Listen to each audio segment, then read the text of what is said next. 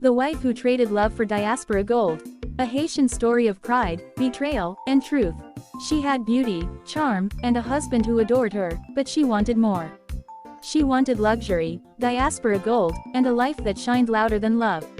So when a man from overseas came offering dreams, she left everything behind. But the man she abandoned, quiet, mysterious, and unreadable, was not the simple husband she thought. This is the story of a woman who traded love for illusion, and learned too late who the real power belonged to. Subscribe to Haiti Folktale for more stories of magic, love, and mystery from the heart of the Caribbean. The town of Jacmel has many faces. By day, it is laughter, vendors calling, the smell of fried plantains and salt breeze mixing in the air. By night, it is song, the sound of waves crashing against the old stone port, the murmurs of lovers walking beneath yellow lamps, and the whisper of secrets too proud to stay quiet. Jacmel is a place where eyes are sharper than knives, where every small success becomes tomorrow's gossip, and where appearance matters as much as truth. It was there, in a two-story house with pale blue shutters and a garden of hibiscus, that Clarice lived with her husband, Jonas. Clarice was beauty made flesh. Her eyes had that slow-burning spark that could stop a man mid-sentence. Her skin glowed like warm honey, smooth and flawless.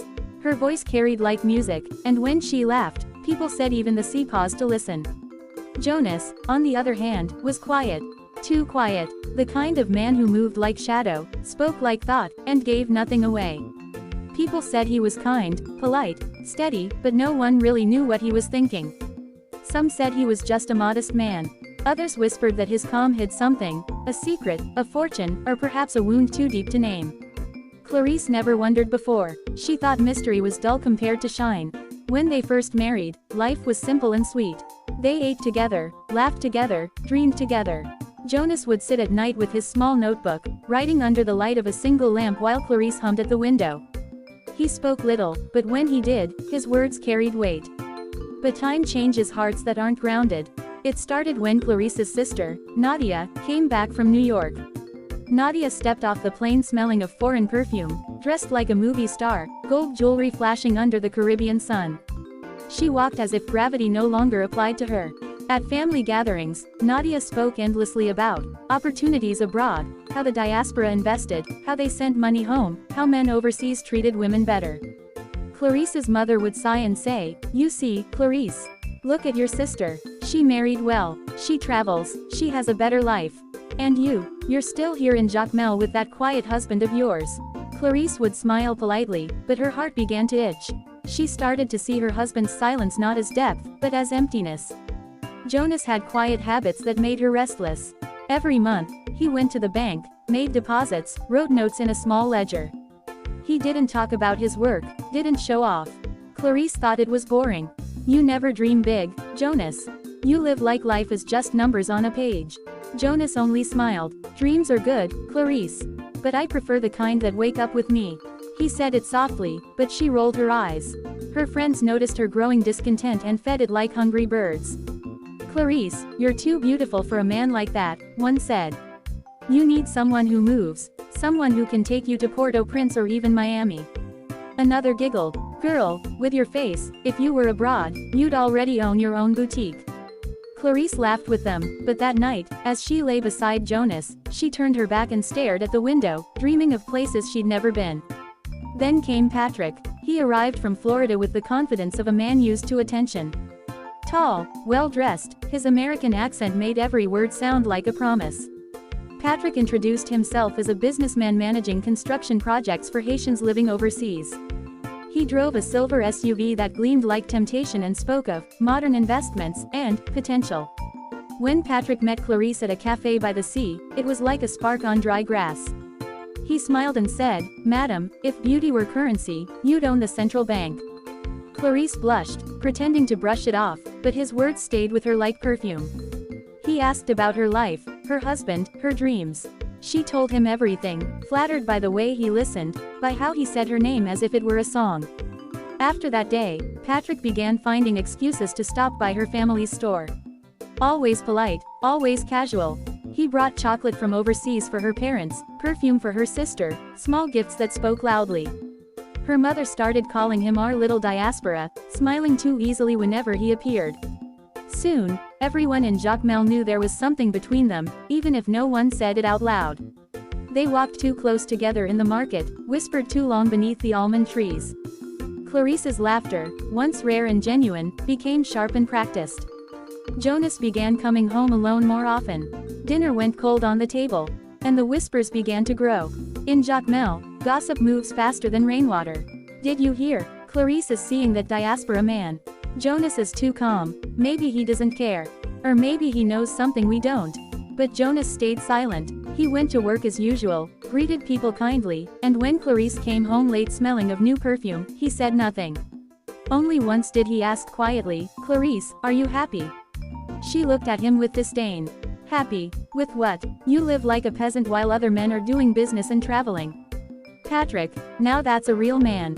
You just sit with your little investments that no one ever sees." Jonas replied, "You judge a tree by its shadow, but real roots grow underground before they rise." Clarice laughed coldly. "You always have proverbs, but never progress." He didn't argue. He only looked at her and said softly, "I just hope when you understand my words, it won't be too late." A month later, she left. She told everyone she had been offered a position managing one of Patrick's companies in Port-au-Prince, high pay, big future. She didn't even ask Jonas for advice. She simply packed her things and said, "I refuse to drown in your small world." Jonas watched her close the door. Then he went to the window and whispered, "God doesn't chase people, but he's always there when they return." In Port-au-Prince, life was fast and shiny. Clarice began posting photos online, new dresses, new hair, fancy restaurants. Her captions glowed with pride. Boss lady vibes, briefcase sparkles, independent woman energy. Patrick treated her well, at first. He bought her small gifts, took her to events, promised her big things. He told her, "Stay close to me. When the next phase begins, you'll run everything. You're my partner." Clarice believed him. She started sending money home, buying her parents' furniture, telling friends she was finally building something real. But after a few months, she began noticing cracks. Patrick never signed anything in his name. He always said, "It's under the main investor's account." He took phone calls in hushed tones, sometimes angry. And when Clarice asked questions, he would say, "You don't understand how diaspora business works. We move differently." Still, she smiled and pretended to believe him. Until the truth came knocking. One morning, Clarice went to Patrick's office to surprise him. But at the front desk, the secretary frowned. "Patrick, oh, he's not the owner," she said. "He just manages the accounts. The real investors live in Miami." Clarice's stomach turned cold. That night, she confronted him. "You lied to me," she cried. Patrick laughed. "Lied? I never lied. I just didn't tell you everything. I manage money for people who really have it. You thought I owned it? That's on you. You used me," she shouted. Patrick smirked. "Clarice, you wanted the dream. I just let you live it. Now maybe you should go back to your quiet husband. He was more your level." That last line broke something in her. Clarice left that night with nothing but a suitcase and shame. The dresses, the jewelry, the shoes, they all felt heavy and fake. When she called her parents, her mother sighed. "We warned you, Clarice. Jonas was a good man." When she returned to Jacmel months later, she barely recognized it.